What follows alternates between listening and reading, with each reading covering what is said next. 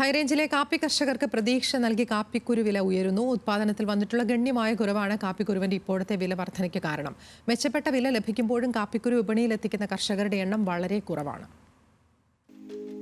ഒരു കാലത്ത് ഹൈറേഞ്ചിലെ പ്രധാന കൃഷികളിലൊന്നായിരുന്നു കാപ്പി കൃഷി. എന്നാൽ തുടർച്ചയായുണ്ടായ വിലയിടിവ് വലിയൊരു വിഭാഗം കർഷകരെ കാപ്പി കൃഷിയിൽ നിന്നും പിന്തിരിപ്പിക്കാൻ പ്രേരിപ്പിച്ചു. ഇതോടെ കർഷകർ മറ്റു കൃഷികളിലേക്ക് തിരിഞ്ഞു. കാപ്പിക്കുരു വിളവെടുക്കാൻ വേണ്ടിവരുന്ന കൂലി വർധനവും അക്കാലത്ത് കർഷകരെ കൃഷിയിൽ നിന്നും പിന്തിരിപ്പിക്കുന്ന ഘടകമായി.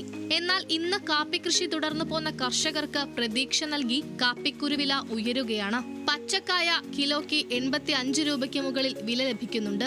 ഉണക്കക്കുരുവിന് 230 രൂപയും പരിപ്പിന് 400-ന് മുകളിലും കഴിഞ്ഞ ദിവസങ്ങളിൽ വില ലഭിച്ചു. 300 രൂപയുണ്ടായിരുന്ന പരിപ്പിന്റെ വിലയാണ് 400-ന് മുകളിലേക്ക് കുതിച്ചു കയറിയത്.